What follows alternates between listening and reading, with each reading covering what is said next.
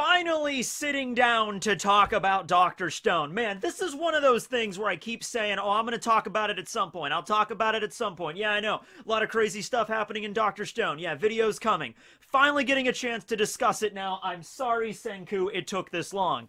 Okay, and also, by the way, Dr. Stone, Volume 18, now available for sale. Go pick it up today. Really good one. Okay, so, it's pretty good right now. Wouldn't you agree? I mean, it's really looking like we're moving into the final saga of this story, which really happened fast because, you know, when we start this journey leaving Japan, going on this globe-trotting adventure that's supposed to end with Senku building a damn space shuttle and blasting off to infinity and beyond, you're thinking, wow, yeah, this is gonna be a while. You know, just for fun, I went and looked up when they left Japan, when they were heading toward America. That was only like a year and a half ago. Yeah, it blew my mind. Like, I looked at the chapter, and it was like in March or April of 2020, and I'm like, oh, no way. There's no way that was the chapter. And I went back and checked. I'm like, holy crap, that was the chapter. So everything that's happened since then, like traveling through the Pacific, the little card game thing they did, reaching America, dealing with Zeno and Stanley and everybody, doing the Corn City arc, going down to South America, meeting Chelsea, running through the Amazon rainforest, getting petrified for 7 years, Suika saving everybody. She was really the MVP of this entire story, to be honest with you. And then going to Europe, and then freaking blasting a missile through the Suez Canal, going to India, meeting Sai, going to Australia, down under, matey. And matey. Okay, I'm an Australian pirate, okay? And then up to Indonesia. Yeah, all that happened within a year and a half of serialization. That was it, okay? And in the context of the manga, that all took about 10 years, as they stated in the last chapter, since they left Japan to where they're at right now, heading back to Japan. Their entire journey lasted 10 years. Now, of course, 7 of those years were spent petrified, well, everybody except Suika. So really, it's only been 3 years since they left Japan and everything, you know, setting up, okay? And so many people might say at this point the story is moving way too damn fast, you know, and I've seen this happen before. I've seen this happen with Toriko, which is a series I really liked, and then we got to a point in Toriko where, like, the mangaka just had to hit the gas pedal, where it was just like, whoa, okay, we're really blitzing through this story now. To give you an idea, in Toriko, the final part of that story was they had to go to this, this land called Gourmet World, which was really like ravenous. It had all these crazy weather patterns and beasts. It was crazy. And there was 8 areas in Gourmet World. So they stop at area 8 first, and then we have a whole arc there, and then area 7, and then area 6, and they go 5, 4, 3, 2, 1, and it's like they blitz through the rest. And so I'm like, whoa. So I'm kind of getting a feeling with that with Dr. Stone, but it's not as apparent. In fact, it actually makes sense. Yes, the story is speeding up, definitely, but it makes sense in the context. It doesn't seem like they're rushing to get the story done. It's just the whole point of Dr. Stone is Senku building all of these devices and science, you know, persevering, and, you know, one piece of science leads to another piece of science, and it's just like more and more convenience happens, and so there's fewer and fewer things that they have to craft and make, because at this point, you know, they have the new Perseus with this jet engine, for God's sake. So it's not going to take weeks on end to travel an ocean. It's just going to take a couple of days to really go from like Australia to Indonesia to Japan. It's not going to take that long, and nothing is really going to happen in between. I was actually a little bit worried when, as soon as they left Japan and they reached America, oh, here in California there just happens to be another group of people that also has a scientist working for them that happened to awaken from the stone, and they have their own civilization that they were starting up separate from Senku. And I'm like, well, you know, Inagaki can't do that with every single story arc. Like, they go down to South America, oh, it turns out there was a civilization down here too. Then they go to Europe, oh, it turns out there was one here too. And they keep running into new humans that have been depetrified along the way. And so I was actually a little nervous about that, but Inagaki did not do it that way. Plus, with the second petrification wave that covered the whole planet last arc, I mean, if there was anybody that was up and walking around, if they did manage to awaken in like India or China or Germany or Poland or anywhere, they would have been repetrified at this point regardless. So yeah, there's really nothing that they're going to encounter along the way that's going to stop them. You know, maybe a shark or something, but, you know, Ryusui can just take out a harpoon for that. It's like, hey guys, I killed a shark! I desire shark meat! And so, like, that's pretty much it, right? So, Yeah, we are kind of speeding through these locations. Like, they get to Europe, they get to Spain, and it's like, okay, they revive everybody in Spain, and they set up a little area, and it's like they keep moving. Now, this doesn't happen within, like, a day. You know, they stayed a few weeks or months in Spain, and then they go through the Suez Canal, blast a freaking missile through that damn thing, and then they go to India, and they spend a few months in India, they build it up, they revive the people in India, they wake up Psy, they do the whole computer thing, and then they go to Australia. You know, time is passing, but since nothing relevant is occurring, or if any problem they encounter they can solve with a scientific instrument they've already built, then it's whatever. I mean, do you really want to sit here and be like, okay, now we gotta watch them build a bunch of houses in India and revive a bunch of people in India and tell them all what's going on? Like, I think that's the reason Inagaki's doing this. You don't want to repeat, like, every single arc, and honestly, at the end of the day, why are they doing this big globe-trotting tour? To get the materials to build a rocket to blast to the moon to fight to some mysterious Y-Man, okay? That's the thing we're all waiting for, so it's like, let's get to that. If nothing else interesting is going to happen along the way, let's just go, right? The one caveat I would say to that, and something that I did think was going to happen, it still might happen, but it seems like it would detract from everything, so probably not, but I did think of an idea that could serve as an arc.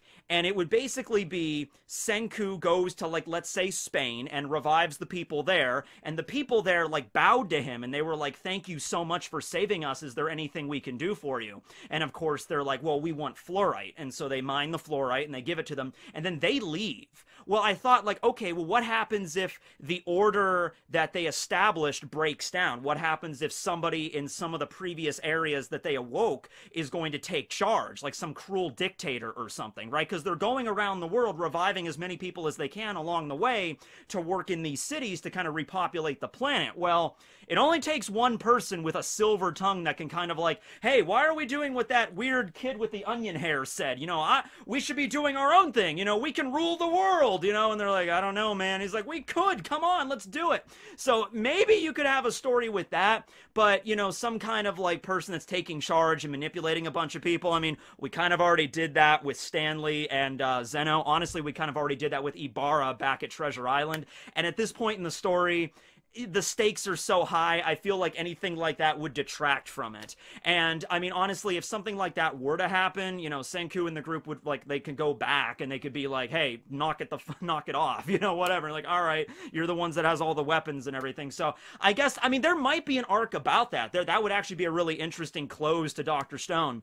I mean, it's probably going to end with them just going to the moon, you know, finding out the identity of Y-Man and what's up with that, a whole arc based on that, and then attempting to get back to Earth, which is what Chrome and Suika are working on right now, and you could end the story there. You could end the story with, like, Suika and Chrome helping out everybody, and then boom, Senku, Tsukasa, and Ryusui all crash down from the moon, and they get out of the pod, and they just see the sun rising over the horizon or something, and be like, this is the dawn of a new era or something, and then boom, end of series. And I'm like, okay, it's the hope. You know, Senku survived, Y-Man has been defeated, the petrification devices are all contained, or they're destroyed or whatever, and now we start a new era of human history with Senku being the one that's going to lead them into that age. And they're like, okay, you could end it like that, or you could have a little bit of a, you could have like a final arc after the Y-Man arc, where they defeat Y-Man. Okay, good. There's no opposition by other parties involved here. We don't have to worry about Y-Man throwing the petrification done.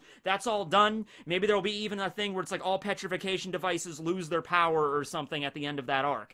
And it's like, okay, now maybe we can even do like an arc. Man, this would be a really weird arc. This would not be something that I've really seen in anime or manga before, but I think Inagaki and Boichi could make this work. How about we do an arc where every chapter flashes forward in time? So the first chapter of this arc is like a year after Y-Man's defeat. And Senku already at this point is like, I think 23 years old or 22 years old. So whatever, like it flashes forward a little bit into the future and they're rebuilding everything. And then it flashes forward 10 years into the future when Senku's in his 30s. And, you know, there's maybe like the remnants of like actually not cities quite yet, like giant skyscrapers, but they're getting there, you know what I mean? And then, you know, we flash forward 30 years later when Senku's like in his 50s or 60s. And it's like now at this point, there's like jet planes and skyscrapers. Like in this amount of time, you know, the world has established this much. And then we cut to the end of Senku's life when he's like in his 80s or 90s or whatever, and he's just like, 10 billion% knew I was gonna do it. And then he dies. But then it's like, he dies with the world basically being back up and running where he wanted it to be. Okay, like there's still work that needs to be done, but he did his job. And then he dies being, you know, all happy that this happened because he wants to revive the world. He wants to get it back up to that position. It's going to take decades to make that happen. I mean, yeah, if he just stayed in Japan, he could build up Japan, but that's not his goal. His goal is the entire world. You know what I mean? Like, that's the situation. So I don't know about that. I don't know if you guys would be okay with that, or if you just would want the story to end right after the Y-Man arc. But I kind of want some resolution here beyond that, okay? Because even when they defeat Y-Man, I mean, that's not going to be the end of everything. They're still going to have major issues. Even if it's like they go to fight Y-Man, and then Y-Man has some sort of device, like he pushes a button, and it depetrifies the entire world in one go, so that saves Senku the trouble of going around and making all the revival formula. Even if he were to do that, like, okay, everybody on Earth is revived, everybody's back, all 7.8 billion humans, there's still so much work that would need to be done. Actually, that would be the worst case scenario if that were to happen. That wouldn't even be a good thing, because there wouldn't be enough food for everybody, because all of agriculture and all the places that, you know, food came from, all the supply chains, all the roads, everything would be gone.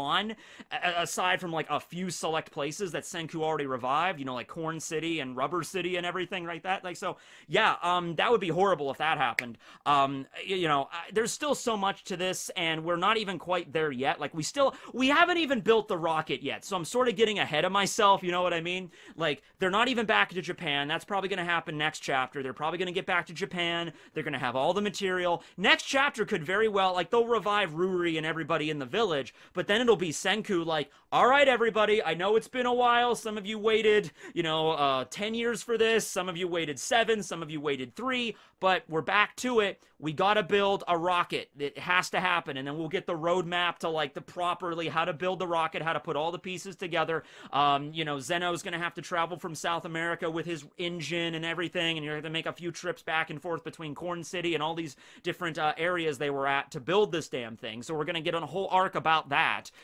Building a rocket in Ishigami Village, and, you know, that's the reason they need the water power to make aluminum. So that makes sense. So we're going to get an arc with that, but I can't imagine even that arc is going to take a tremendous amount of time.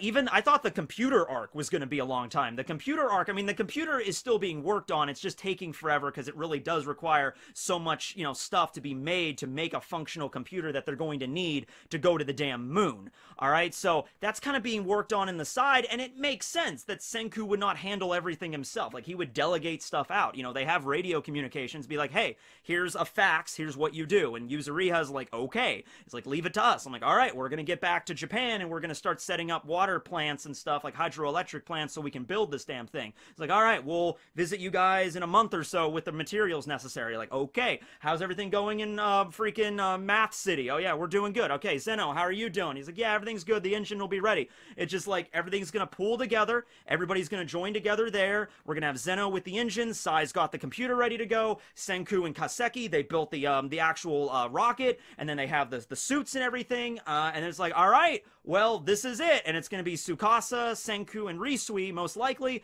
that are all going to get on, blast off into the space. We're going to have a few chapters where they're actually traveling through space and all the dangers that befall them there. Hopefully, like, the heat shield doesn't fail or whatever. And so they're going to get to the moon. I'm actually curious, like, who else is wondering how the moon arc is actually going to go? Like, they land on the moon. I'm assuming they have, like, a relative, like, good landing on the moon, like the Apollo missions. Like, they land on the moon, and then they open the door, and they walk out, and they're like, okay, now what? We're on the moon. Like, the moon is pretty big. I mean, I don't think it's that big. I was reading up on this the other day. How big was... Oh, I think it was the size of Australia. That was it. I think the surface size of the moon is roughly equivalent to Australia. So imagine just landing in the middle of Australia, you know, home of Australian pirates, apparently. And were there Australian pirates? I'm assuming there probably was. You know, there were it used to be, actually. Australia started as, like, a colony for, like, criminals, right? Like a penal colony kind of situation for England, right? For the United Kingdom. I think that's how it started, right? Well, anyway, so they land... They get out, they have to know a general area where to land, like the Sea of Tranquility or what, because they can't just walk out. They're going to have a limited oxygen supply. They can't just walk out and just start, all right, Tsukasa, you check that way, I'll check this way, Ryusui, you check that way. You know, they have to have a basic idea where to land. I'm assuming there's going to be some kind of factory. Maybe it's under the moon. Maybe it's like some kind of trapdoor. Y-Man has like a base under the moon or something, right? I was really disappointed when I read in one of the manga, one of the tankobons that came out, that the whole side story with Byakuya and Rei and the space station, that's not canon in the actual story. Like, Inagaki came out and said that, think of that more as a side story. I mean, I guess he could always incorporate it like he wants us to think. Actually, it wasn't real. Actually, it was, but now I'm pretty sure it's not canon, so that kind of sucks. But that just means that Inagaki has another plan for it, that they're going to be able to defeat Y-Man and find out who it is and everything like that, right? So, yeah, I mean, the Moon Arc is going to be wild, and I think we're still, a few months away from that. Although not as far, like, I would not say... Okay, I'll say this. I'll say a year from now, Dr. Stone will still be in serialization, but we're going to be close to the end. At least we'll be close to the end of the Y-Man saga. I mean, there might be something beyond that, but we might be on the moon this time next year, or we might be in the middle of that arc this time next year, and that's just crazy to think that. But when I look at how much time we covered in just a year and a half, it might even be less than that. We might be there in like 6 months. I don't know. But anyway, I just wanted to bring up everything that's been going on with Dr. Stone and all that crap. Really good story. Check it out if you haven't yet. You will not be disappointed. Just kind of a shorter video for you guys today. But yeah, hope you guys enjoyed. This will be Tekking and Barry signing out. Later, everyone.